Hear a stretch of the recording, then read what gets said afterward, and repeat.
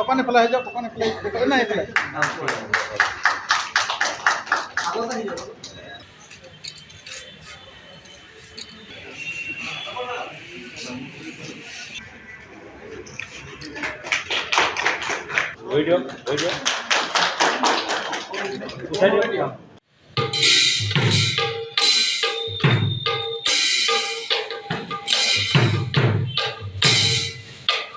Times of India लिखा लगे लगे आर्टिकल जवाहरलाल इन्वेस्टेड की हाथी माजर को माटी मु অনুষ্ঠানৰ সম্পৰ্কত অসম ৰংচে মোক যি এৱাৰ্ড দিছে তেখেতসকলক ধন্যবাদ জনাইছোঁ পৰিয়ালটোক।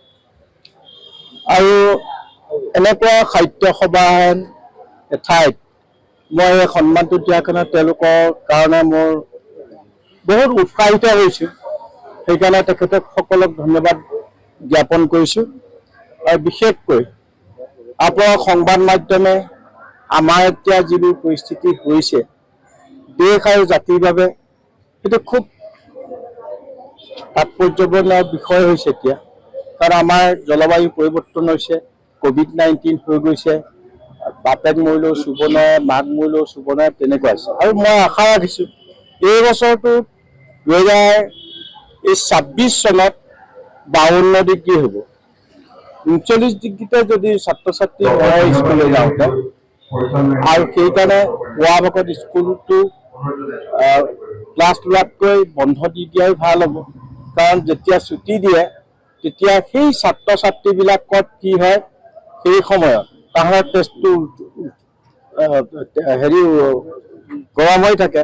আৰু সেই সময়তে কি হয়, যেতিয়া ঘৰলৈ যায়গৈ সূৰ্যৰ ৰশ্মিটো তালুত পৰে। তালুত পোৱাৰ কাৰণে তাহাঁতৰ মূৰ ঘূৰাব, হাৰ্ট এটেক হ'ব, শিক্ষাই মূৰ এটেক হ'ব। 2024 চনত 5 জন ঢুকাইছে, যোৱা বছৰ 19 জন ঢালি পৰিছে, এগৰাকী ঢুকাইছে। গতিকে আজিকালি জলবায়ু পৰিৱৰ্তনত কেতিয়া বতৰৰ আগজাননী দিব, আজিকালি এসপ্তাহ আগতে দিয়ে, মোবাইলত চাব পাৰে, টিভিত চাব পাৰে। সেইদিনা গৰম বন্ধটো উঠাই দিয়ক। মই ছাত্ৰ ছাত্ৰীসকলক মানৱ সম্পদ কৰিবলৈ অনুৰোধ কৰিছোঁ আৰু তাহাঁতক লৈ পাশা খেলিবলৈ মানা কৰিছোঁ।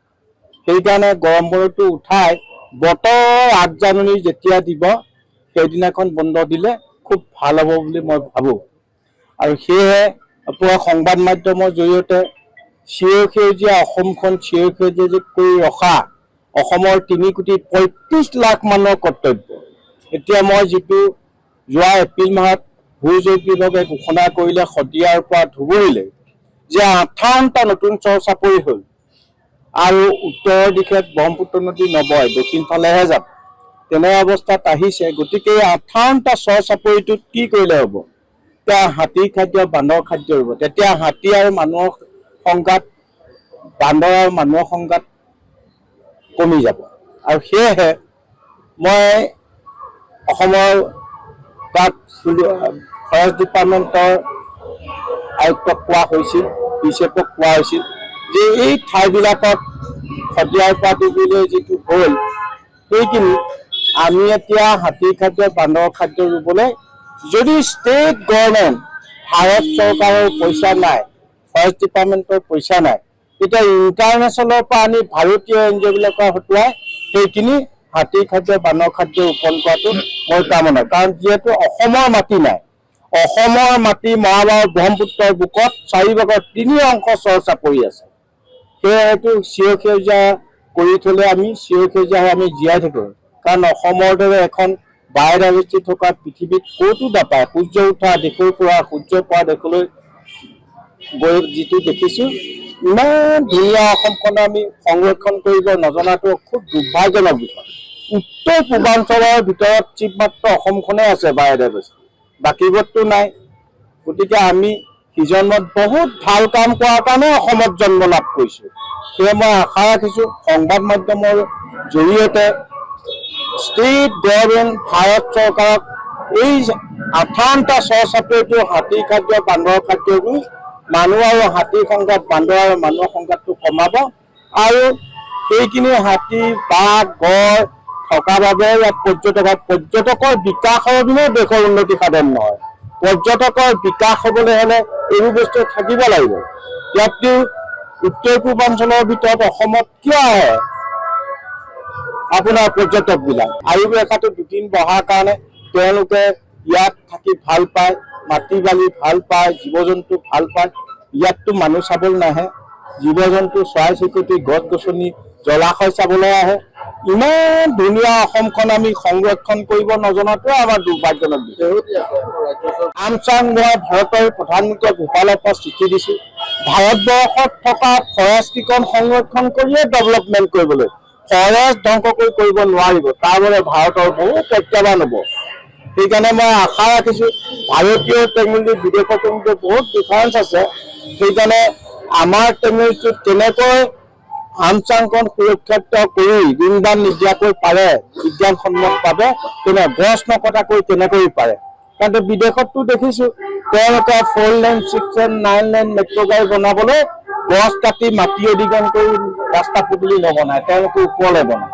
এতিয়া আমাৰ টেকনলজিটো কিয় গজাই ৰোৱা কাটে, ব্ৰিটিছে ৰোৱা কাটে, নিজে গজাটো কাটে, মাটি অধিগ্ৰহণ কৰি কটা বাগত আজি গোলকীয় উষ্ণতাই ভাৰতবৰ্ষত বহুত আমাৰ প্ৰত্যাহ্বানৰ সন্মুখীন হৈছে। আশা ৰাখিছোঁ আমাৰ ভাৰতীয় টেকনলজি বিদেশৰ টেকনলজি সামঞ্জস্য ৰাখি গছ ৰোপণৰ ক্ষেত্ৰত আমি জানিবলগীয়া আৰু বহু কাম আছে ভাৰতবৰ্ষত। সেইকাৰণে সংবাদ মাধ্যমৰ যোগেদি গ্ৰীণ ইণ্ডিয়া, গ্ৰীণ আছাম কৰাটো প্ৰত্যেকজন ব্যক্তিৰে কৰ্তব্য বুলি মই ভাবোঁ। যিহেতু পৃথিৱীৰ ভিতৰতে আটাইতকৈ জনসংখ্যা বেছি আছে, সেয়েতো আশা ৰাখিছোঁ আপোনালোকৰ থ্ৰুৱেদি আমাৰ দেশ, আমাৰ জাতি, আমাৰ মাটি সুৰক্ষা কৰাটো মই কামনা কৰোঁ।